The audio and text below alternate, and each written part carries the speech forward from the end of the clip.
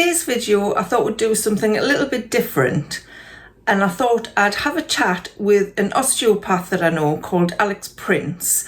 And as I've been having some backache recently, I thought it would be a really good idea to get some tips from him on how we can have a healthier back, because I know as we get older, there's probably a few of us that are suffering from backache. So let's have a look at the interview now. So I'm here today with Alex Prince, who is an osteopath, and he's very kindly agreed to come on here and give us some tips and tell us all about having a healthy back. So would you like to introduce yourself, Alex? Tell us a bit about yourself and what exactly an osteopath is. Hi, Karen. Yes, my name's Alex Prince. I'm an osteopath. I've been an osteopath for 28 years. And as an osteopath, I work not just on backs and necks, as most people assume we do, but our approach is a very holistic approach. So we're looking at the whole body and looking at whole body health, largely through the musculoskeletal system, but other systems as well. And my passion is very much about health, well-being, and injury prevention. Okay. And that's how I've come to be, really. And you've been doing it for 28 years. I know. I'm still enjoying it. Isn't that great? Well, that's a good thing. And I know you said you like to focus, or you wanted to, well, I wanted to focus particularly on women over 50. And I know that was something that was important to you as well. So can you tell us why that was? So women over 50, I see as a really important sector of the population to be able to talk to. Not only are most of you very, very motivated to maintaining good health and well-being, but also I see you ladies as a really important sector of society and really influential actually in the family and social units in the community. You know, not only are most of you sort of mums and grandmas, but also you have extended families, and people look to the more senior members, particularly the mums and the women in society, for help and advice, I think, and I think also you tend to be better communicators than us men, as I chew on my words. Brilliant. And so I see it as a real opportunity, not just to engage people about their own health, but also in the hopes that actually that then filters down to husbands, children, grandchildren, and other members of the community. Yeah, I think you're right there, and it's nice to know that somebody else thinks women over 50 are important, because I think we're forgotten about part of society sometimes. Well, I hope not, and I very much think the opposite. So I think you as women over 50 should believe and feel empowered, because I think you've got a really, really important part to play, not just in health but society generally. So I've asked you to come on today to talk about healthy back tips, or how to have a more healthy back, because you do hear a lot of people these days. Well, I certainly do, and as you get older, you hear people saying they've got back pain or backache, or and moaning and groaning about it. Is that more? Do you think that is more prevalent now than it used to be? Absolutely. Lower back pain especially, but back pain, in fact musculoskeletal pain generally, but particularly backs and necks, are in epidemic proportions. You only need to look at the statistics nationally and internationally to realise that this is a major problem. 80% of us will suffer significant back pain in our lives. It's costing the UK economy £10 billion every year due to lost work and it's some crazy stat. 35-40% of off work work absences are due to back and neck pain. So it's a massive proportion, and it means that productivity is massively affected by this. Now that a lot of you will be working women still, and that's important. But as we get older, we need to really make sure that we are taking care of our bodies better to keep us healthy into older age, but also to keep us in work and keep us productive. Yeah. So, is there any specific things that we're doing that we shouldn't be doing that's causing the back pain? Yeah. Well, the story I get mostly in clinic is that someone's gone into the garden and they've hurt their back in the garden, or they've done some DIY, done some painting, or lifted too much,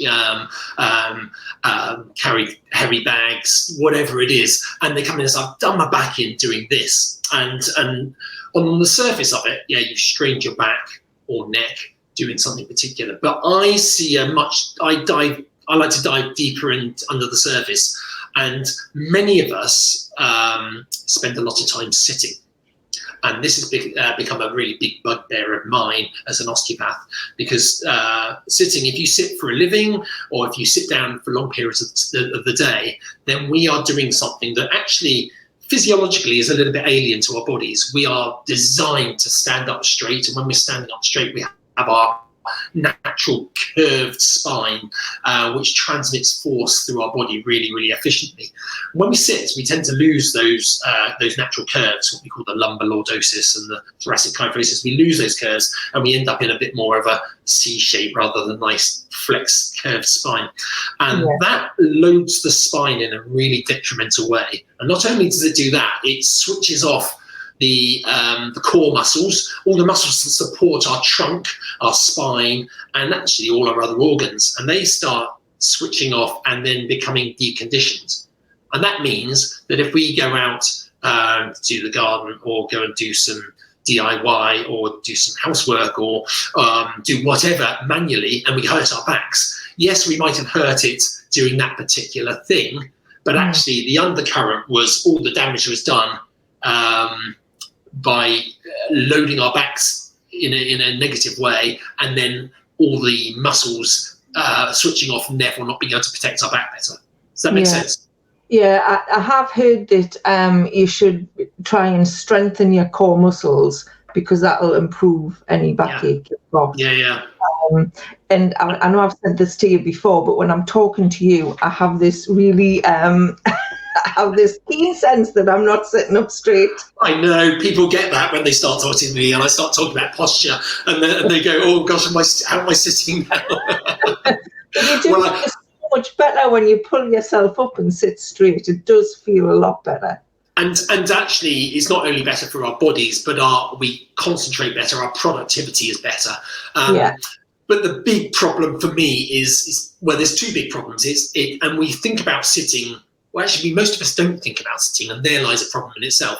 But we kind of have certain ideas about how we should sit and things. And the big problem for me is how we sit is key, but how long we sit for. Now, our bodies aren't designed to sit.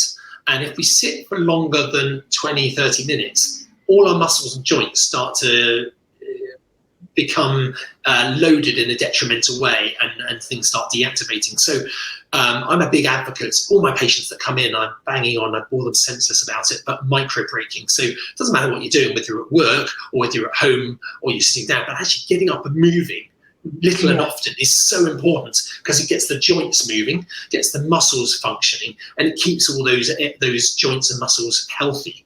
If we sat too long, and so many of us in desk jobs, or just if you get onto a job at home or whatever, we sit down and you're focused, and before you know it, an hour, 2 hours has gone by, and we haven't actually moved, and that's what's really damaging our backs.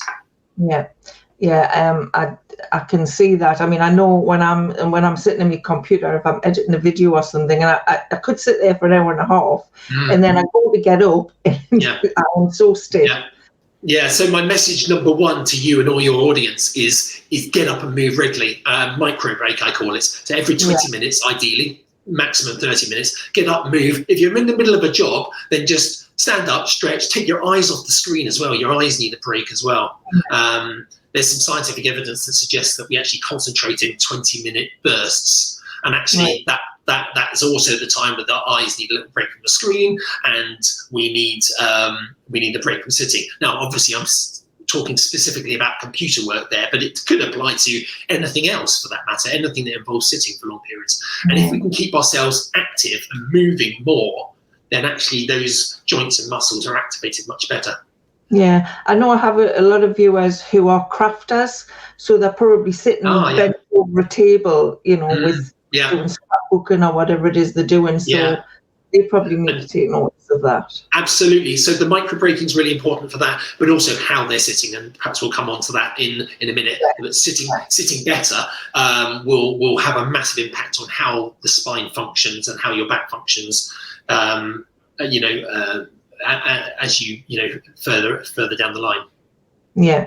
So do you think the main issue? I know you can't really generalize, but probably the main issue, do you think, is just that we're sitting too much, or more than we do 100 years ago? I think absolutely. We've become a sedentary society, and I know lots of us are super active and we get outside and do stuff, but actually many of us also sit for long periods of the day. And here lies the problem. And actually, it's actually not good enough to sit all day and then go to the gym for an hour in the evening and think, oh, I've done my fitness and stuff. Yes, the gym is great. The hour of gym is brilliant, or the hour and a half. That's fantastic. But the sitting all day is really detrimental. And it's a bit like it's a poor analogy, but it's a bit like eating donuts and cakes all day and then having a salad for tea. It's not quite like that, but you get my drift. If we do something unhealthy all day long and then do something healthy for an hour in the evening, that's going to help. But actually, what we want to do is address the other parts as well. Yeah, that's a good point, actually. So do you think there's any factors sort of specific to women over 50 that might contribute to backache, or, like menopause, getting older? Yeah, no, absolutely, for sure. I mean, you hit a couple of big ones there. We first and foremost, we're all aging from the age of, sadly, from the age of about 35, 40. We're on a gentle downward slope, but that can be, and we could look at that in a really negative way. But actually, it's we can use our bodies in a healthy way and minimize the effects of aging and reduce the effects of aging, but also embrace it and accept that actually, I for example, used to play rugby. I don't anymore. It would break me, but I'd still like to keep active, and still do gentle activity. So changing how we work and understanding an aging process is important. Now, aging is natural, so the joints will naturally pick up some wear and tear along the way. People are super scared and frightened with big words like arthritis and things like that, but really that's just wear and tear of the joints, and they get a bit inflamed. But if we look after our joints well, then actually we can minimize the effects of that. So yes, aging is a big factor with people 50 plus, men and women. The hormonal side of the thing is massive. The way the women's body especially changes, through that perimenopausal period, massively affects things like body inflammation within the body, and so small issues can feel a lot worse, and your body reacts in a slightly different way.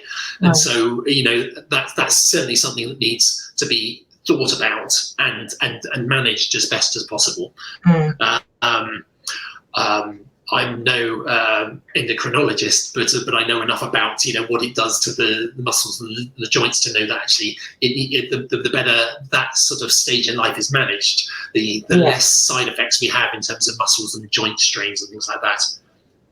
The posture is a massive one, and posture kind of is combined with the whole aging thing, because as we worry that as we age we're going to become kind of like this decrepit kind of person that sort of sinks lower and lower and everything. But actually, if we keep the posture good and keep the core good, that minimizes that if you like, that deterioration in that direction, and helps us stay upright and erect. But so that postural aspect is really important in also minimizing and reducing the aging process, because the aging process will be irritated by loading the joints poorly by sitting or standing badly. So we always want to think about sitting and standing tall, engaging those core muscles, and that's something that is really, really important. And I think general fitness and flexibility is really important. So all my patients, but particularly women over 50, and many of you are really engaged with this, but it's keeping fit and healthy, keeping gently active, staying flexible, keeping the core muscles. So we're talking yoga, Pilates, swim, aquafit, all these kind of things that might help, keep your bodies live and fit and active, so that you can enjoy all the things you want to do. Yeah, and pain free, of course. Pain is the big thing we want to avoid. Yeah. So yes, in a nutshell, there's quite a few factors there. There's quite a few factors that will affect their musculoskeletal health, if you like. Yeah, and like you said before, if the women over 50 are kind of taking notice of what they should be doing, then hopefully that is going to filter down to their partners and their children and their grandchildren. Because I think I've noticed with my grandchildren are still quite small, 5 and 7, but I think you notice when they're babies, they do sit up straight. When they learn to sit up straight, and then quite quickly when they get sort of, especially to teenage years, they kind of slouch more. Yeah. I don't think you ever really get rid of that, do you? Well, you brought me very nicely onto the subject that I feel very passionately about, and that is sitting. So you're absolutely right. When the baby is crawling, it lifts its head and it develops a neck curve, and then when we stand up, it develops the natural spinal curves that give us that lovely curve through the spine. And that's all really well maintained. And then they go to school, and they sit on these dreadful chairs. And I shouldn't laugh about it, it's awful. And they sit on these dreadful chairs, and they unlearn good posture, really from the age of 5, and their core muscles luckily most kids and teens are relatively active, but they're then fighting a little battle from the age of 5 onwards. And then they get to teenage years, where some of them become a little bit less active. They're on their screens a lot more and things like that. And we wonder why. They go, oh gosh, well, actually, we've taught them, society or the chairs have taught them how to unlearn all that healthy stuff. I feel really passionate about this, and how we sit is really key. And I think that 90% of the chairs out there for kids, for adults, are doing us a big disservice and not helping our postural habits at all. Yeah, and I know you have developed a chair, Alex. I've product placed it behind me. This is not an advertisement, but I do think it is important to talk about it, because it's quite an interesting piece of furniture. So if you want to tell us something about that. Yeah, well, firstly, chairs, I became, because of my osteopathic interest in sort of posture and health, chairs, I suddenly realised years ago actually that they were just not helping us at all. And I always thought, why aren't chairs better for our health? Why aren't we thinking about chair design to make our bodies healthy rather than unhealthy?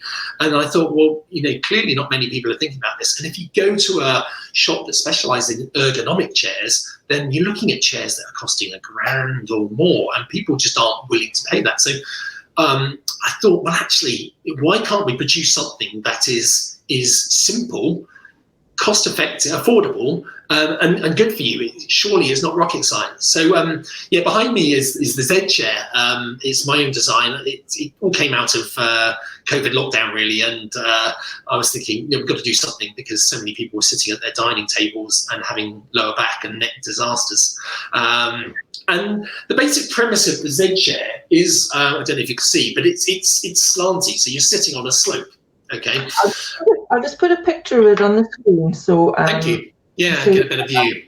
There we are. There's a lovely a lovely over 50 lady with wonderful posture. So the Z chair, it has a gentle slope to it. Okay, and what that does is it changes the position of your pelvis, and it rocks you forwards very slightly, so your knees are below your hips, as you can see. And that helps you naturally maintain those natural spinal curves. And if we maintain those natural spinal curves, then we load our spine in a much healthier way. Yes, we still need to micro break and get up and move. Excuse me. We need to get up and move still, but we're then addressing that loss of spinal curve, which is so detrimental to many people. You'll notice there's no backrest. I was You just know, going just to say, yeah. is there a reason there's no back on it? Yeah. Well, when we stand up, we don't need a back to support us. So we stand up and walk around and chat to people. We don't need a back support then. So why do we need a back support when we're on a chair? Well, when you sit on a chair with a flat base, our pelvis rolls backwards, and we end up in a bit of a C shape. We can fight that a bit and try and sit up tall, but we end up in this C shape. And so what the chair manufacturer has done is saying, oh, we've got to stop people from slouching. We'll give someone a support. So they give them a back support, which for some people works quite well, but for most people it's something that they can hang their coat on but does very little else. And so my feeling about a back support is it doesn't address the elephant in the room, which is we're not sitting well to start with. So once you get people sitting with their natural body curves, you don't need a backrest. You will naturally sit there. And all the people have bought the Z chair so far, we're getting wonderful reviews, and they're going, and it's amazing because I don't feel like I need a backrest and I'm not tired. So it's getting people in sitting in the right way, which is nice.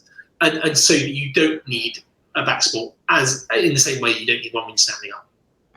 So do you think if people are using this Z chair to sit at the desk or, to sit at the dining table, once they then leave the Z chair and go and relax on the sofa, they're more likely to be aware of how they're sitting? Yes, I think so. I think, and most of the people that transfer onto the Z chair and then they go to a different office or they sit on a different chair, they go, oh my goodness, this doesn't feel so good anymore. And you're absolutely right. I mean, sofas are a bit of a disaster, for posture. However, it is also, I recognise it's also really nice to relax, watch some telly, watch a movie, whatever. And so I'm not a complete posture Nazi in that I want everyone to be perfect posture all the time. There is a time to relax. On sofas, I'd rather people go more horizontal than not, because actually the more horizontal we are, the less vertical force there is passing down to the spine that's in a not great position. So I actually encourage people to recline more on their sofas than not. But actually we don't, very few of us, sit on our sofas for very long periods of time. Yes, we might might watch a film or something like that, but actually it would be a good idea to pause it, get up and move around, go and get a drink. So rather than just sit there for the whole period of a film or something like that. Right? And I appreciate that wouldn't happen in a cinema or the theatre. And so those times are times when actually things might not be perfect. But when we're in our own environment, we can control things a lot better.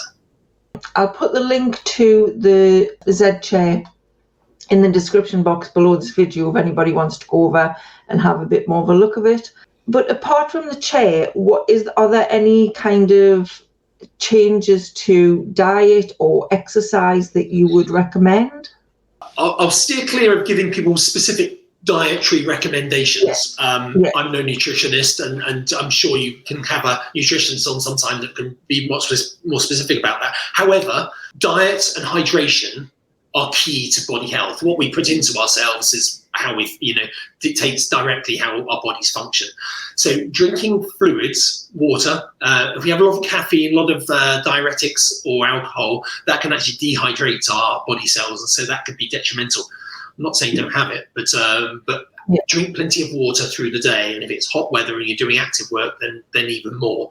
So don't just drink water when you're doing exercise. Have some water on the go. Have a water bottle, whatever it is, on the go constantly. So hydration is key. Then eating your good, hearty, nutritious food is essential. Your fruits, your vegetables, your proteins, all your base, and actually healthy fats as well.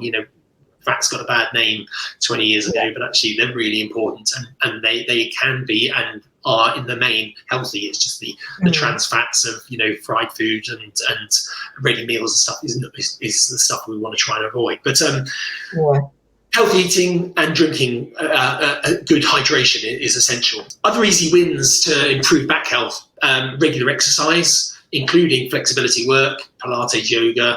Getting in the pool, swimming, or aqua aerobics is brilliant. Takes the weight off the joints. So that's a really nice way of getting activity without stressing the joints too much. And we talked a bit about the the hormones and how that affects the body. Now, most of your listeners, I'm sure, would have addressed this, but if you're struggling with, the effects of menopause or the hormone imbalances that go with it, then that might be musculoskeletal or brain fog or many other things. But it's really worth trying to get that under control, either by seeking advice from the GP or other health services. But getting on top of that will really, really help reduce inflammation in the body, which will help reduce pain in our musculoskeletal system. So I do see that as a really important thing to address. Yeah. Can I just go back to the hydration thing? Does the water kind of lubricate your bones or something to make it easier to move them around? Well, the bodies, our body is made up of billions and billions of cells, okay? And an animal cell is not a million miles different to a plant cell.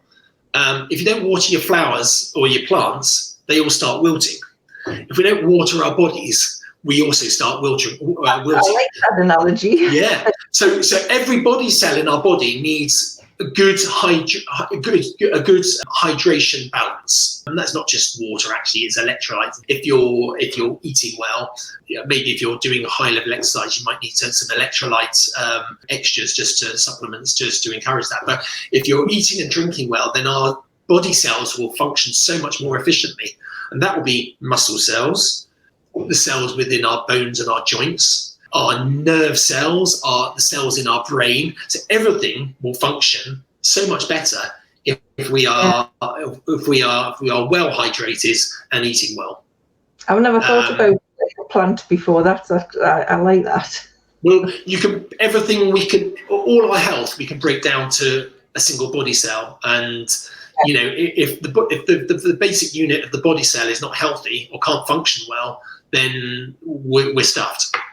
I notice when I'm sitting sometimes that my feet are underneath us or they're crossed. Is it better to sit with your feet just flat on the floor? Ideally, yes, but that shuffling around or moving cross legs and things like that often comes about because our bodies are naturally a little bit uncomfortable. So that might mean that we've been sat here for 35 minutes or so, haven't we? Yeah. It might mean that we need to stand up and have a micro break, move around, give the body's and joints and muscle cells a break. But also it might be the posture, the way you are sitting. So sitting posture, it's well worth everyone having a little think about how they sit and having a look at where their hips are and their knees are. I'm always talking about get your knees below your hips and things like that. And there's many chairs out there that actually do a good service, like the Z chair, and get you sitting in a better position. But if you are in that better position, then the tendency will be for you'll just naturally want to have your feet grounded and not crossed or tucked in. It's not a disaster. What's going on above the knee is really key, where the knees are relative to the hips. And just to be clear on that, in case there was any confusion, when we sit down, our knees should be below our hips, so our thighs are sloping forwards. And that's the principle of the Z chair and other ergonomic chairs. They help you sit up. And there's a great exercise which I could do with you and your audience quickly. And this is a great way to check whether your posture is good, irrespective of what you're sitting on. Karen, would you partake and be my model? Yeah, I will do. Great, thank you. Show me your hands, and your audience can do this at home. I want to take your hands, and I want you to sit on them, and find your sitting bones. Okay, so wiggle around, and you should be able to sit down. So you're sitting on your hands. If you were there for any length of time, they'd probably go numb. But you should be able to feel two bony bits. We call them sitting bones. They do have a technical term, but I won't go into that. Now, I want you to sit up nice and tall. Sit up nice and straight, and you'll get a sense of where the sitting bones are. And now I want you to slump right down. Just let yourself go all the way down, and then sit up again. Do you notice what's happening underneath your hands? Underneath your bottom, rather, with your hands? it's moving. Yeah, it is moving. Moving. Yeah. So as we slump, if we go from a good sitting position to a bad sitting position, a slump position, those sitting bones change. They slide forwards and they start pointing forwards. I don't know if you can imagine that, but the key thing is they move. And then when you sit up, they move back and start pointing down towards the ground. Now, to be honest, it doesn't matter if you can't quite get a grasp of what they're doing or where they're at. But when you sit down and sit up tall and sit on your hands, you know that your sitting bones are sitting in one position. And when you slump, they're in a different position. So if you're sat there thinking, I don't know if my position is very good today, or have I lost my position? Sit on your hands and go, okay, where am I? Up, down, up, down. You go, oh yeah, that's where I need to be.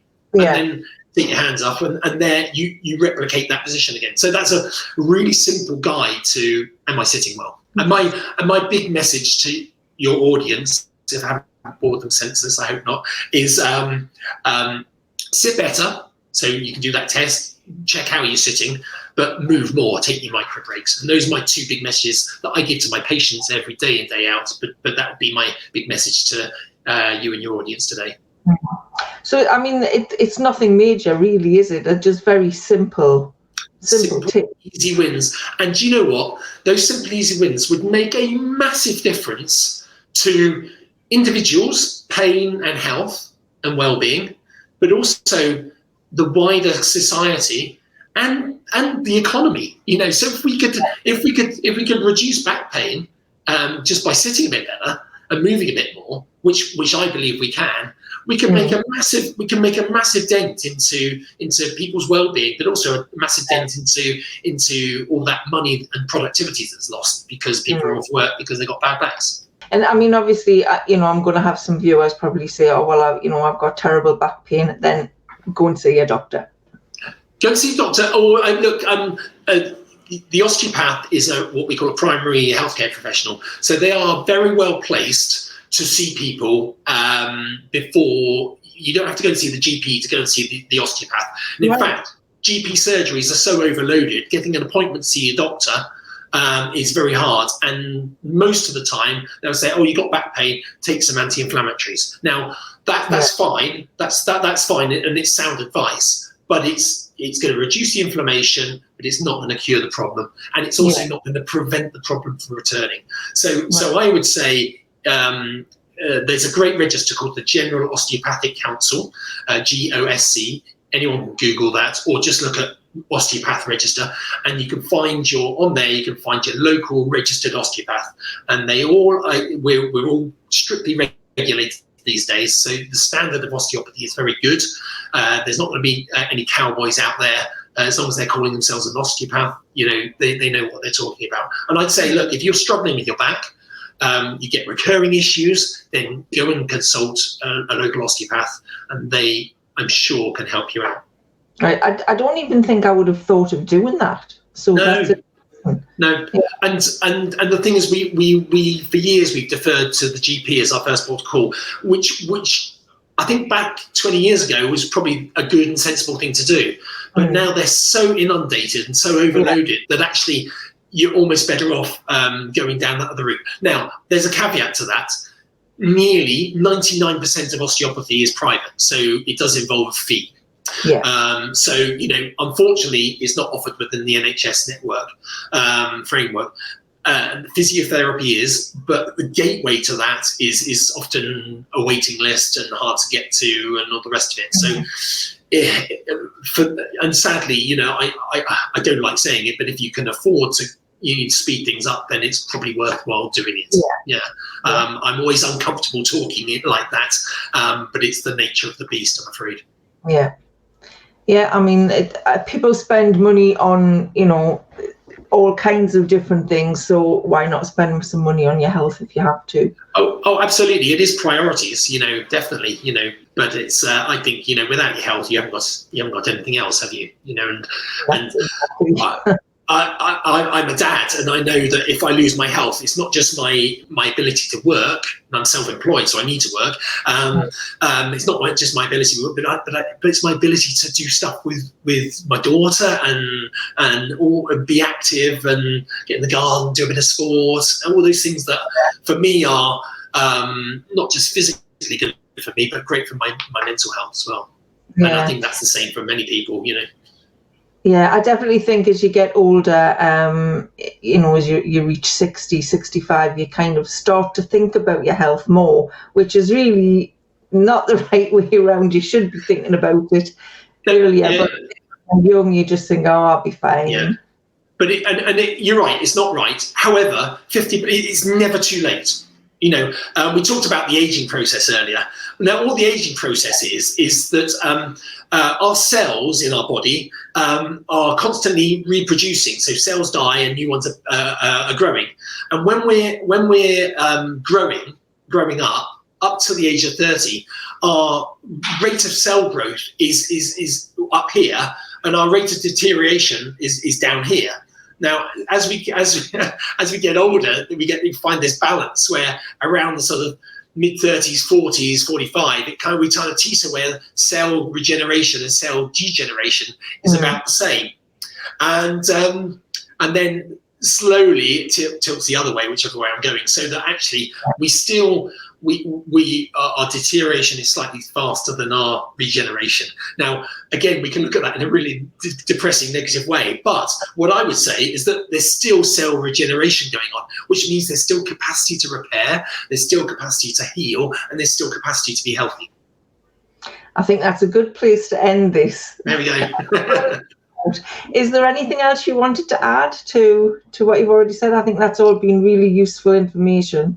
No, I think you know, it's a real privilege and a real honour to speak to you, Karen, but also hopefully the wider audience of women over 50, because you are a really important part of society. And what I hope is that people hear what I'm saying and go, oh yeah, that makes sense. And they can not only make some easy wins to improving their health, but I really hope that message seeps down to husbands that, have their head in the sand about their health, or children or grandchildren who are just on their road to bad posture, and maybe we can do something about that. That's my dream. I want to eventually, get the kids and the teenagers before they become, before they get bad habits. That would be wonderful. I'm definitely going to talk to the grandkids at the weekend about sitting up straight. Yeah. Oh, I'm sure it'll go in one ear and out the other, but we can but try.